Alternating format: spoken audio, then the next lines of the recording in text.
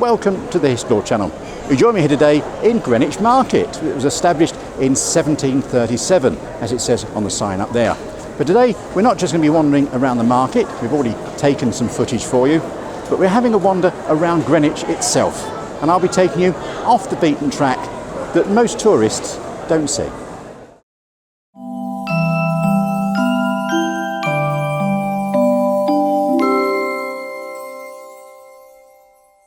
Welcome to London. There's been a market in the area since the 14th century, but the present market dates back to the 1700s, when Henry, Earl of Romney, was assigned a 1,000-year charter to run two markets on a Wednesday and a Saturday. The 1831 Courtyard edition still bears the warning, "A false balance is an abomination to the Lord, but a just weight is a delight."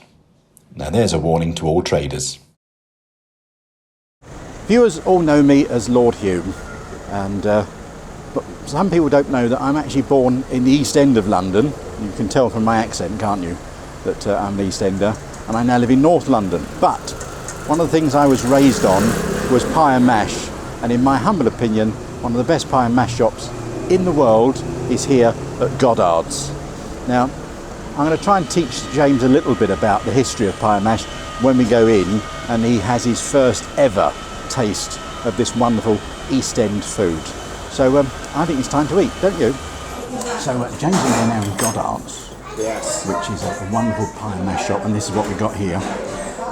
James asked me about pie and mash, where it originated, but it originated about 1862 in Clerkenwell, up in north of the city, and it was a chap called Frederick Cook who was the originator. He put a pie with mashed potatoes. The liquor, the green liquor, is actually a parsley sauce that used to be made with the juice of the eels. They used to boil the eels, and that was the juice that was made. It's now just a parsley sauce. Thankfully for me, all of this is vegan. We're actually in Goddard's now, Goddard's in Greenwich, and they've been here, I think, since the 1890 they established themselves, and they arrived in this part of Greenwich about 50 or 60 years later. They're marvellous, and so if you excuse me, we'll continue the tour in a minute, but we're just going to have a quick break for lunch and have my pie and mash, my vegan pie and mash. See you later. So James, your first pie and mash. first ever pie. Are you enjoying it? Bloody lovely, I'll tell you. Because I was unsure about the idea of the liquor, the parsley sauce. I'll tell you what, it definitely works. That's why it's obviously survived so long, I guess. But there you go. So we're here now and sat just by St Alfarge Church. Is it Alfarge or Alfarges? That sounds like a department store, doesn't it? We'll call him Alfarge for now, shall we? Now, St Alfarge was the Archbishop of Canterbury, and he was actually martyred in 1012 by Danish invaders. He was actually held for ransom, and there was no ransom forthcoming, and so they actually killed him near to this site. The original church was rebuilt around about 1290, and in 1491 a young Henry VIII, or Prince Henry as he was back then, was baptised in this church here. He was born in the Palace of Placentia, which is where the old Naval College now stands. This particular building dates back between 1712 to 1714, although it was dedicated in around about 1718, and it's actually designed by Nicholas Hawksmoor, who was a pupil of the great Sir Christopher Wren. The reason they needed a new church here was the old church collapsed during a storm in 1710.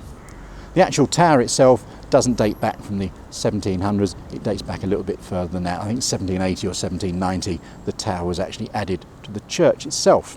Next stop, well, there's nothing there now except a hotel, but I'll tell you what used to be there, a station. Believe it or not, this used to be the terminus of a railway station. This was Greenwich Station, then Greenwich Park, and it was on a branch line from Nunhead to here. It opened in 1888 and it closed to passenger traffic in January 1917, but it closed completely in 1929.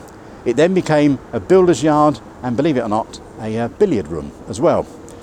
It was finally demolished in about 1969 and various buildings have been on here ever since. This, I think, arrived about 20 or so years ago and it's now part of a hotel chain. Next stop, just up there, and it's one of my favourites, it's a theatre. So we're here outside the Greenwich Theatre. Sorry about the noise, there's some building work going on in the background. Now, this started off as a rather modest affair. It was just a music hall attached to the Rose and Crown pub, and that was opened in 1855.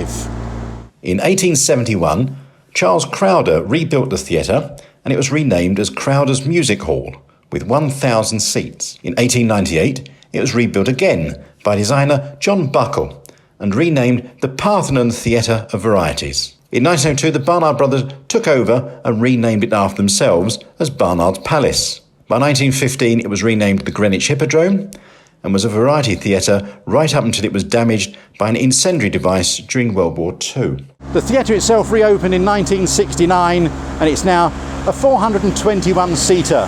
It has everything from touring productions all the way through to its famous annual pantomime. The next stop, I think you'll be a real fan of.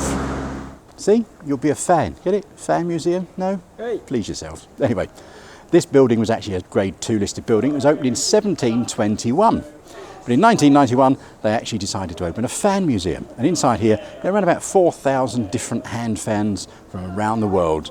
And it's open to the public once in a while. Now, please excuse, there are builders behind. They are renovating the old Rose and Crown, which is next door to the theatre that we've talked about earlier. They weren't there earlier. I think they were on their lunch break. They're back now, but never mind. Thanks for watching today. I do hope you enjoy these videos. If you do enjoy them, please subscribe. And if you want to know when videos are uploaded, there's a little notification bell just down below. And if you want to see what we do outside of these videos, please go to historylord.co.uk to see about a walking tour of London, or have a look just down below and see about Last Line Films, which is James's YouTube channel. Thanks for that. I think some more pie and mash is in order, don't you? Yes. Oh, perhaps one of those cherry pies. Oh, yes. I'll see you later.